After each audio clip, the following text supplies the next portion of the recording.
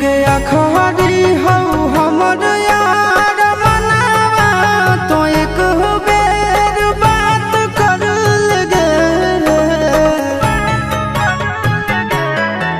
हो गया खरी हो हमर यार मनावा तो एक बेर बात कर लगे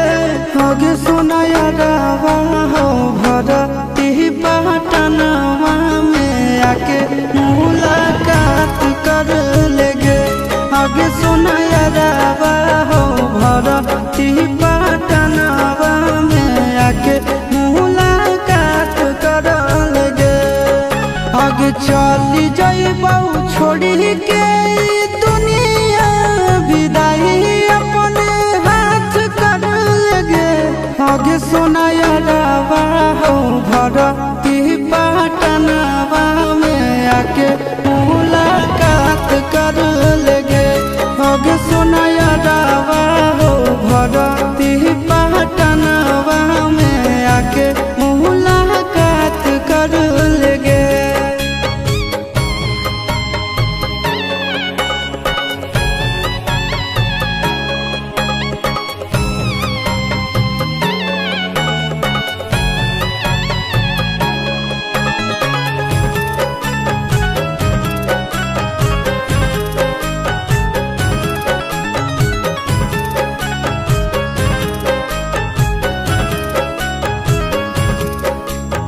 मरे घर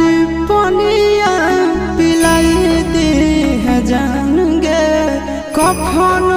ओढ़ाई दी है टूटत ही जब प्राण गे मरे घर पनिया पिलाई दी है जान गे कफन ओढ़ाई दी है टूटत ही जब प्राण गे आगे हमारा से तोरा जाती प्यार होता भेंट साक्षात कर लगे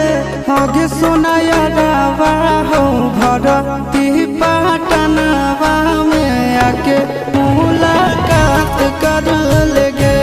आगे सोना यारवा हो भरती पटनवा में आके मुलाकात कर लेगे।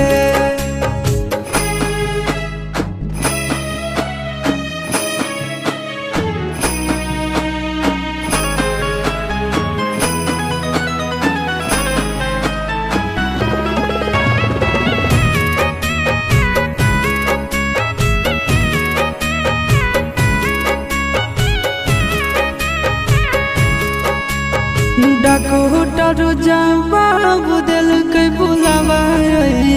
मौत के देखी के चेहरा जानू चल जाई है लौट के डॉक्टर जवाब दिल के बुलावा मौत के देखी के चेहरा जानू चल जाई है लौट के आगे अमन आलम दिला आशीष नंदन से औरी बिसवा घात कर लगे आगे सोना यारवा हो भरती पटनवा में आके मुलाकात कर लेगे आगे सोना यारवा हो भरती